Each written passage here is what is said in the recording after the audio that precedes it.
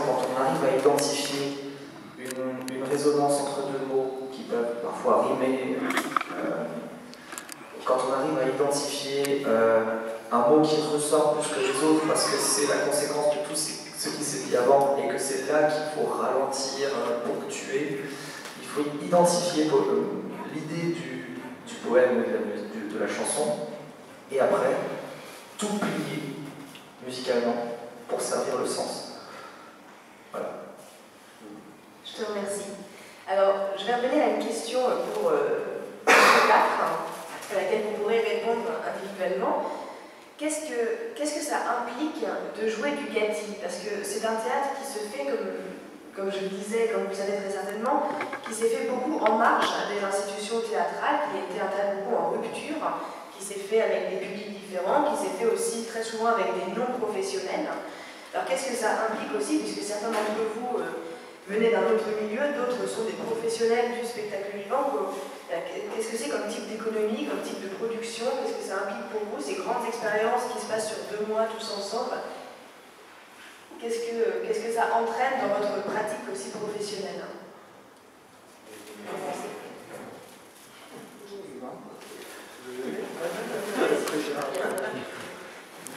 En fait, personnellement, je pense que je pris cette expérience telle que je pense que je n'ai pas trop réfléchi au-delà. C'était une expérience théâtrale inouïe que je fais.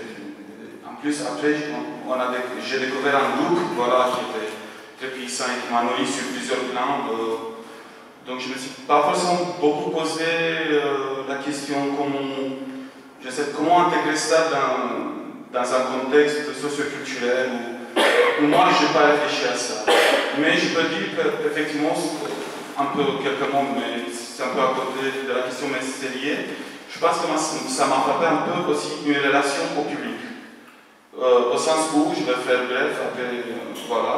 Je pense que j'étais habitué, c'est-à-dire que cette écriture de Gatti, elle ménage pas le public, j'ai l'impression, souvent. Parfois, il le bombarde avec des informations, voilà. Et de nouveau, je pense que c'est important, et aussi pour notre discussion, je pense que ce qui est unique à ce type de théâtre, ou assez particulier au moins, c'est que le public doit lui-même faire l'expérience, en quelque sorte.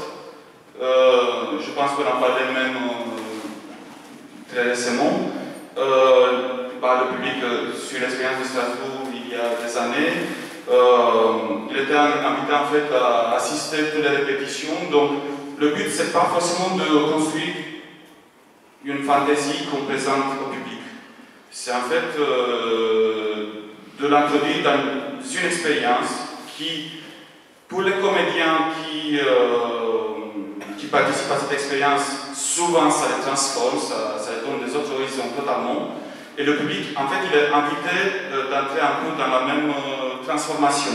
Ce qui était pour moi très intéressant, après, pour le positionner dans un contexte, dans une politique culturelle, où je ne me suis pas posé la question, mais je pense que c'est plus complexe. Mais en même temps, c'est très intéressant.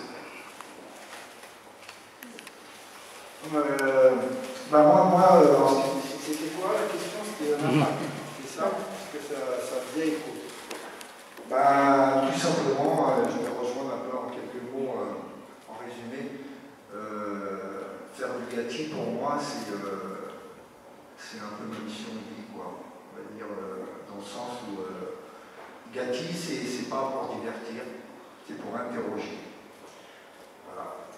C'est pour interroger les gens qui veulent prendre la peine, parce qu'il y a une sorte, chez Gatti, il y a une sorte de tentative de déconditionnement, de libération en tous les cas, du conditionnement du système, et de prise de conscience en tous les cas. Donc il y a une tentative de liberté, et donc moi je me sens comme un messager,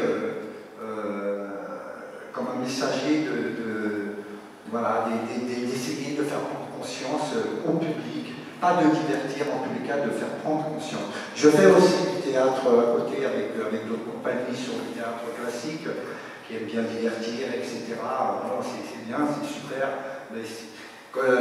D'ailleurs, c'est très facile pour moi. Après avoir fait du catching, quand je fais ce théâtre, franchement, voilà. C'est très facile, mais je me rends compte en tous les cas que le public, c'est difficile, c'est très difficile au niveau du public d'avoir un public. J'ai essayé de faire du Gatti dans d'autres théâtres. Le public était pas au rendez-vous, donc j'ai dû l'annuler. Et je me rends compte en fait qu'il y a deux sortes de personnes. Il y a des personnes dans le public,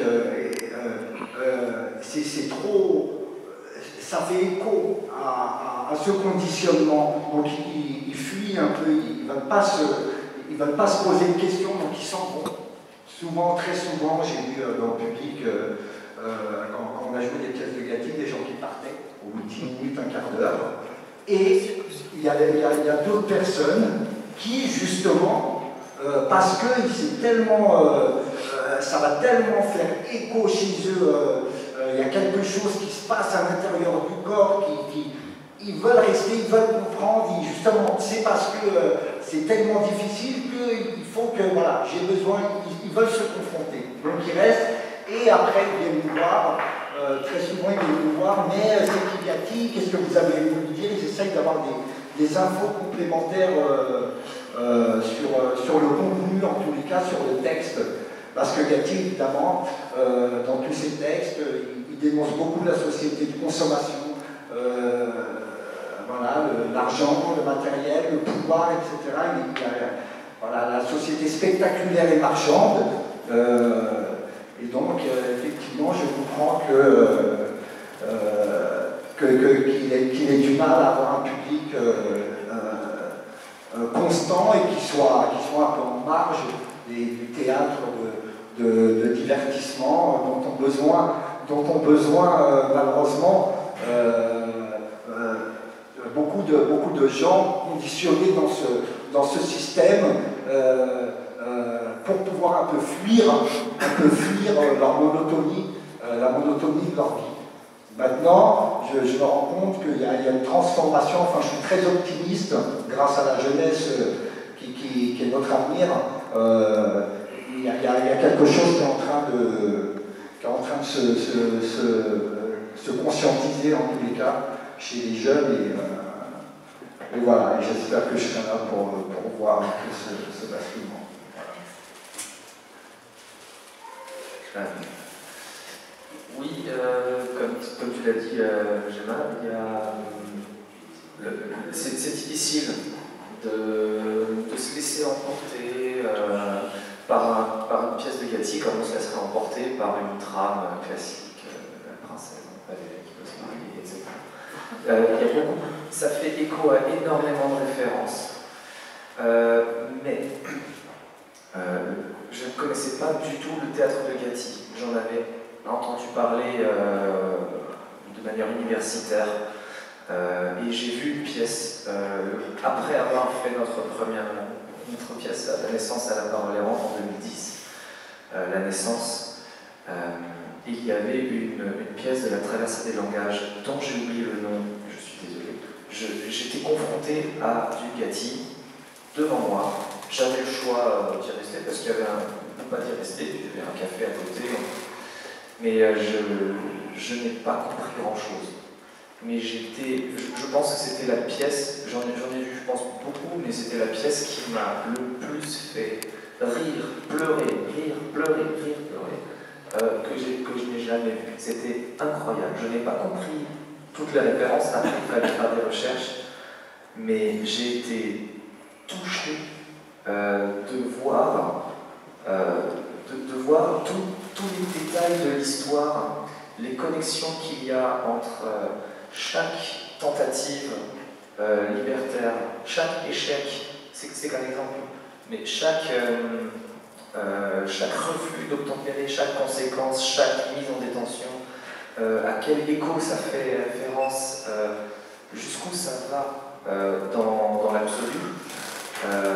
et le tout sur une poésie fulgurante, une poésie magnifique, qui prend un vrai sens lorsqu'elle est donnée à voir. Et c'est ça tout l'intérêt de jouer du Gatti. Voilà. Je rejoins Max par rapport à ça. Dans les Gatti, je n'avais pas beaucoup compris parce que c'est tellement riche par rapport à l'histoire, à ce qu'il faut chercher. Mais c'est vrai que Gatti, ça se comprend quand on le voit sur scène. C'est là qu'on comprend beaucoup de choses. Et pareil que j'aimerais voir à la fac, j'ai eu l'opportunité de rencontrer des gens qui avaient fait les cours de Gatti, qui avaient découvert, ou qui sont suivis. C'est vrai qu'il y a beaucoup, soit tu aimes, soit tu n'aimes pas. C'est comme s'il a une accroche, soit il n'en a pas cette accroche, un peu cette impression. Et voilà. Alors, je vais arrêter de monopoliser aussi la parole. Est-ce que vous avez, vous, des questions, des remarques? Parce qu'il faut savoir que dans la salle, il y a aussi d'autres personnes qui jouent du Gatti. Donc si vous souhaitez intervenir, si vous souhaitez poser des questions à nos 4 intervenants, n'hésitez pas, je vous fais passer le micro.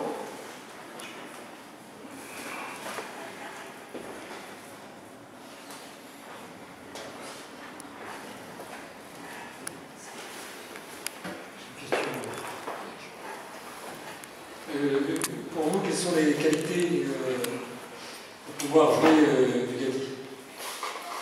Parler fort.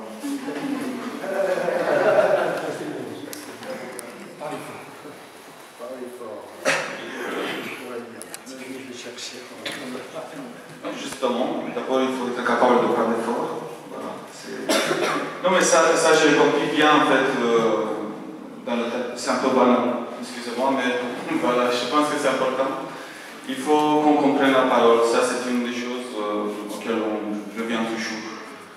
Donc, mais après, finalement, je ne sais pas si c'est vrai 100% que tout le monde peut faire du Gatti, mais je pense que la plus grande partie des gens peuvent faire du Gatti. Après, je pense que c'est en grande ligne une question de volonté, une question d'adhérer à toute cette expérience, qui, voilà, elle est aussi multiforme, disons, genre, des gens différents adhèrent pour des raisons un peu différentes, je pense, ça arrive souvent.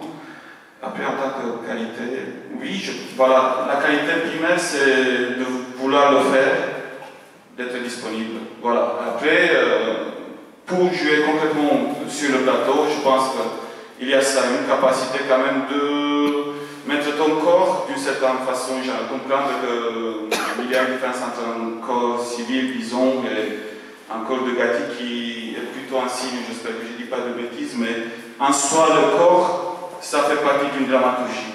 Ce n'est pas juste le personnage, c'est un élément d'une idée plus grande, le corps des comédiens. Donc il faut savoir un peu te placer, il faut être capable d'ouvrir ta bouche et de bien respirer. Voilà, c'est bien aussi d'avoir une petite oreille musicale. Et oui. Voilà. Moi aussi, je dirais la voix. La voix, donc parler fort. L'adresse aussi. Le regard aussi, un public, oser dire, en tous les cas, oser essayer en tous les cas de donner. Après, ça prend pas. Et évidemment, le mouvement du corps. C'est très important, le côté statique. Alors là, il prenait des crises de nerfs. Voilà. Je voudrais juste ajouter l'écoute, l'écoute du soi et du groupe, parce qu'il y a beaucoup de choses qui se passent dans la chorale, et du coup il faut avoir une écoute du groupe, et c'est aussi cette cohésion que ça se crée justement, parce qu'on vit un peu ensemble, ça c'est beau. Et une dernière chose, c'était également, évidemment, l'engagement. Quand tu... je pense que même si tu parles pas fort, que tu as un corps tout timide, ou peu importe, si tu... avoir un engagement, savoir pourquoi on est là, savoir pourquoi on fait ce qu'on fait, c'est aussi une base très importante, je pense.